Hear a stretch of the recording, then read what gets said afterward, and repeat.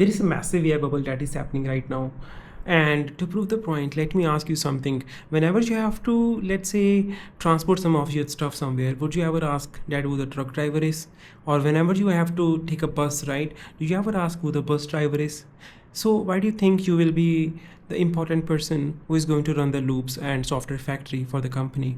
So you will just be the another bus driver. You will just be the another truck driver, and I don't think the loop driver will actually get paid more than the guy who knows how to build the systems and how to actually deploy the systems. He might get paid, let's say, on their existing job, but whenever they have to look out for a new job, whenever they have to prove the skill they have, that is a loop driver, they will not get paid exceptionally well. And why is that? The reason behind it is because somebody is able to actually learn out the same skill that you have of being a loop driver within 7 days, or maybe lower than that. And there is another thing as well. Within 6 months or something, I believe whatever is going to work out, Anthropic is going to copy it and they're going to put it in their product. Codex is going to copy it and they're going to put it out in the product. If you're able to figure out a really good software factory, a really good, let's say, a loop that you are able to use to build out a good application that is able to do the verification for you, that is able to verify how the UI looks like, so that it can build out all of the Figma pages one by one. Someday Codex is going to release the software where they are going to just make your loop irrelevant. Nobody's going to then even use your loop in your own company, or even you will not even use your own loop. You will just be pressing buttons on Codex or Anthropic. So I think people would pay way less for the button engineer, the guy who presses on the buttons, right? So I wanted to make it sarcastic, or let's say a little bit on this tone, where actually we need to think about what you are doing. A lot of people have actually stopped thinking, is what I would want to argue. A lot of people have actually stopped writing down notes where they are trying to figure out the idea, and a lot of people have delegated the ideas to AI systems. People go and take the AI systems to the meetings where it listens to them, and then they ask AI system to summarize the meeting for them, and then they ask AI system to actually figure out what are the to-do items from those summarization, and then they ask AI system to actually build out a thing for them, and then verify the thing for them, and then take it to the market. And then they think why the market is not actually giving them any advantage, why their product is not growing by 2x when their cost has actually grown by 2x, right? Why a lot of 500 Fortune companies these days have actually improved, let's say, the product by just 5% when they have increased the token cost usage by almost 200%. And probably you can expect the token cost to actually rise by another 200% by the end of this year, because Anthropic, OpenAI, they're going through this phase where I believe their new models are more expensive and they are not able to run through the subscription model. And someday they are going to actually remove the subscription model, and they're going to make it very limited in nature, where you will have to actually pay per token to use some of these models, such as Fable 5. By the way, their new model, Opus, is just a dumb model, I would say. I think it is like 1/10 of the intelligence of Fable 5. The reason behind that is because it is a distilled model. Fable 5 is original model that is built out based on the training of the data, and then Opus 4.5 is Opus 4.7 or 8, or Opus 5 is actually the children model of Fable 5, where it is built out based on the distillation process. The distillation process is basically where you prompt Fable 5 some of the inputs, and then you look at the output, and then you train the model based on that, not based on the original train set data that you have, because it is very expensive, right? So basically, what is it that has a value then? How can you actually get paid in 6 months or in 1 year? The system that I think that you need to learn is how to actually scale, because that is where I think a lot of people are missing the point. The point is not to build the system, the point is actually to scale the system. The point is not really to figure out how to build out, let's say, something like 11 apps. The point is actually to deliver something like 11 apps at that cost. The point is not for you to build out a Google search for just 100 documents. The point is for you to build out a Google search for the whole internet database that is already there, which is like petabytes and petabytes, right? Today you can ask ChatGPT to build out a Google search platform for you if you just have 100 documents. But I bet if today you ask ChatGPT to build out a Google system for you, the infrastructure for you that is handling the petabytes of data, millions of requests per second, it can't really do that for you, because AI is not able to understand how to actually push systems at scale. It takes a lot of efforts for that. It takes a lot of thinking for that. And AI doesn't have enough tokens to actually think through. So let's argue, you have to run against tokens, by the way. That is what you need to do. You have to run against tokens. You have to figure out the 10 books that you need to read before actually you can start to build out those big systems, because AI itself can't really take those 10 books and keep that in the tokens window. And even if it does, it will hallucinate well, right? So what is it that it can keep in the tokens window? Today it can keep a very good JavaScript, let's say, the book in their tokens window, so it will be able to, let's say, build out a good front end for you, not really from the design perspective but from the coding perspective, right? What else? It can actually do a good REST API integration for you, because REST API book probably might be just 200 pages, right? So that is gone. That thing is gone. What about distributed systems? It might be able to, let's say, use some of the software as a services tools out there, such as, like, I don't know, Virtual Superbase. People say they are like a good distributed systems. But if you have to build out a WhatsApp, you need to learn about a lot of things. There are about 100 different topics I bet you need to learn about, and then deploying them is takes another complexity, because you not only need to deploy now one node, but you need to deploy 100 nodes, which means that you now have to learn about infrastructure as well. And then you need to learn about the failover mechanism, because let's say if one of those nodes fail, you don't want the message to fail. So you have to learn about the distributed systems as well. You have to learn about, let's say, how to build out microservices, because you don't want the critical services to die whenever, let's say, the account services gets deployed. So all of these things, let's say, that are going to take 10 books for you to learn, those are safe for now. Those are safe. And I would argue you have to learn out the new things. You have to learn out the new systems that takes those 10 books, the new books that have just come across in the market, where people have not written a lot of code. Because whenever the code is already there on GitHub, right, these models are very good at building out a prediction system. They might be able to build out a very good, let's say, Elixir service or Erlang service for you to deploy the WhatsApp on the system, where it can handle millions of customers, right? But I bet it can't really build out a machine learning system where it is able to replicate the voice that you have, where it is able to replicate the face that you have. You have to use let's say, the model weights for that are there in the open market, first of all, and then you have to kind of train the model on the top of it if you want to build out your own model, is what I'm saying. I'm not saying that you use the 11 labs model. I'm saying you are building the 11 labs model yourself. So for that to happen, you have to kind of collect a lot of data, train a lot of data, scale a lot of data, and figure out how to scale that well for a million customers and serve that, right? That becomes a good problem. That is what ChatGPT can solve, and you can learn how to build that, by the way. It is not really that you can't learn. You can learn how to build that, and the way for you to learn that is learning how to scale. What I would recommend is, in the description, if you go, there is a book called Machine Learning Systems. This is a book by Harvard. They have the 2 parts, right? The part 1 is about foundations and the part 2 is about scale. If you are able to go through the book and read through the book, then you will understand how to build out a scalable systems, and then how to deploy them as well, right? It takes a lot of inference engineering. It takes a lot of understanding about the transformer architecture, the GPUs themselves, right? And then how you take the leverage of GPUs, and then how do you, let's say, deploy the large weighted models at the lower cost, etc, etc, etc. A lot of things. I myself actually learning throughout these things, right?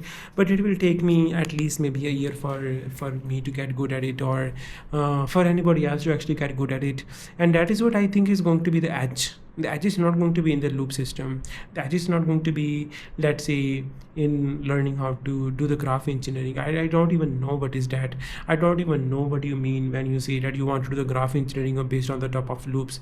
What is it? It is basically like you mentioning A, B, C within the loop, right? It is just basically you mentioning that you have to do step B after A. and not do C, and then you have to do E after D because of some condition. You can just basically, you don't even need graphs for that these days. You can just write down things in the notepad and then ChatGPT will understand it. ChatGPT don't need to be in this deterministic mode where you have to ask it to build out and put it out in a graph. Like, why the hell would you do that? I don't really understand people these days. So what I would recommend you is that you learn out how to scale systems. If somebody comes to you with any idea and they say that they can also build out the same thing by themselves, try to go and then figure out how to actually deploy it at scale, because that is where they will fail. They will not be able to solve and figure out the same problem and how to solve it for 100 million customers. And if you're able to build it and solve it for 100 million customers, you're going to have an edge. If let's say you're able to scale the machine learning systems, if you're able to take ChatGPT and then you're able to deploy it for lawyers and give them the confidence that your ChatGPT is always going to cite some of the laws that they have, right, in the specific country, that is when I think they will pay you for that, right? But it requires for you to have a heart problem. ChatGPT can hallucinate. How can you make ChatGPT not hallucinate? How can you make ChatGPT always cite out the laws that are there? And the law books are not just one book, right? Law books are basically, I don't know, maybe tens or hundreds of books that are out there, and you have to cite them, and you have to basically take the digital copies of them and then put it out in the database, and then put it out some RAG model, retrieval augmented generation context models, right, where you're able to fetch out the relevant lines from the laws, and you're not missing out on any laws, right? And you have to maybe build out a cache on the top of it so that you don't have to spend enough memory to scroll through all the pages every time. And then you maybe have to then take some of the conditions in consideration as well, where the law can say that this law matters because law 2 states this thing, and then you have to go and take a look at law 2 while keeping everything in the context, while keeping everything in the memory, while making sure that it doesn't hallucinate when it is reading through 100 pages or 100 books with 1,000 pages each, right? Like 100,000 pages. That is where the edge is. The edge is for you to make sure that you are able to scale on something that the ChatGPT itself is not able to scale. The second thing where I think people don't understand is that you have to learn about how to build the loops, of course, but not for you to build out just build out a massive products. That's not the goal. The goal is for you to actually somehow figure out how to do and build things recursively. There is a concept called recursive self-improvement, RSI. This is where I think people expect the AGI to also happen.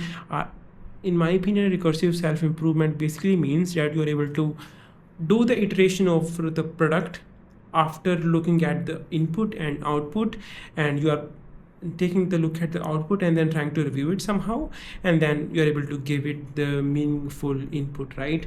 And you have the human in the loop over that. The human in the loop where, let's say, just for example, you are generating the stand-up comedy content through your loop, right?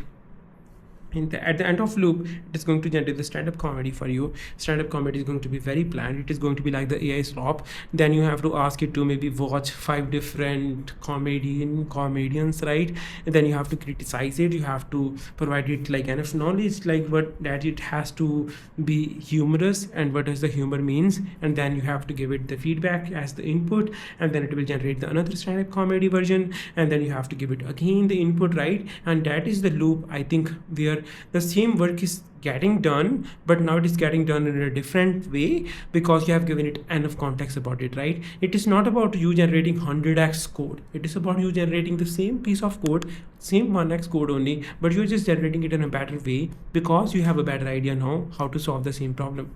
In same way, I think the prototypes can be actually developed in a better way, right? Let's say you develop the prototype today, and now you are going to go through it yourselves. You are going to deploy it to the market. Let's say you have 10 different prototypes, 10 different way to solve the same problem. You will deploy to market, and then you will look at the customer response. You will figure out which prototype is actually getting more traction, and then you will go back and then figure out how to make that better by just iterating over that specific prototype, right? It is not about you generating 100x bigger code, 100x bigger project for you in the prototype. It is about like you taking the same prototype and then developing that and improving over that in a better way by taking the response from the market. And that is where I think people are lacking. People think that this you get success when you generate the 100x piece of code. You don't you get success when you are able to sell the same 15,000 lines of code, but you are just able to crack the market. You are able to crack the idea. You are able to crack where people actually need it. And that is where I think people are missing out. And that is where I think you can also have the edge. And the way for you to have the edge, the is by having some of the original ideas, is by not forgetting how to think, is not by completely being dependent on these models to think. Because these models, at the end of the day, you have to know, these are just prediction systems. They just think whatever you ask it to do, right? They just basically figure out the next token that can be out there for your original prompt. That's what they are. That's it. They're not more than that. People might say they are more than that, but they are not. After you have given it the initial prompt, you have already kind of made or polluted the context window. It can never start from zero. It can never start from scratch. You can never say that, hey, this is the experience that I have collected so far from my life. Tell me, but new ideas can be there. You can never do that, because it hallucinates at that level, right? So you always have to give it something very specific. And you, just because you always give it something very specific, you always have chosen the path of what the ChatGPT is going to build. And that is why I think OpenClaw sucks. Like their new Android application that they release sucks, right? Because it is just the extension of the thought process that Peter has. Peter has the thought process of learning and then figuring out and building everything through loops and agents. And that is what the application was all about. It was all about loops and then agents and then etc, etc, etc. But nowhere in that application there was a brainstorming project or idea, or a point where you can go and then try to brainstorm new design, and then it is able to build out a better design for you. They don't think about solving that problem. They just think about solving and building it through loops and then agents. And one thing that you can bet on is that don't try to solve the same problems. Try to solve something else, and you will be in a better position. I will list down the books in the description, and try to maybe write down a course on same. Just because I am myself going to go through the complete book, I will actually publish more videos on the same topics, about foundations of software engineering, about the foundations of machine learning systems. But one thing I would recommend you is to go ahead and then start to learn how the transformer architecture works, because that is when you will actually start to understand the hallucination that these models produce. Because transformer architecture basically means that you are able to predict the next system, how you are able to predict the next tokens, how it is able to figure out the meaning of different words by looking at the complete context. And that is where you will be able to figure out why I think the context is already polluted when you have given it the initial prompt. And most ideas, the creative ideas, comes when you actually forget a lot of things, and when you actually connect a lot of different experiences that are out there in the world. So don't forget to collect experiences. Don't just be dependent on AI models. Don't try to build out and learn a skill that others can also learn in 7 days. That is not how you will have an edge. Don't do anything if that is the only thing that you already know how to do. So don't even do that. It's not valued. It's not going to have any enough edge. Anthropic is going to release a product for the same thing. So yeah, it's much better to actually read a book than trying to solve that problem. So that's it. One thing I would recommend at the end of day is try to actually solve the real world problems. Try to, if you think the Anthropic skills that you have are so valued that you can actually build out a good mobile application, then why not build that, right? Try to build a good mobile application and try to figure out how to get users.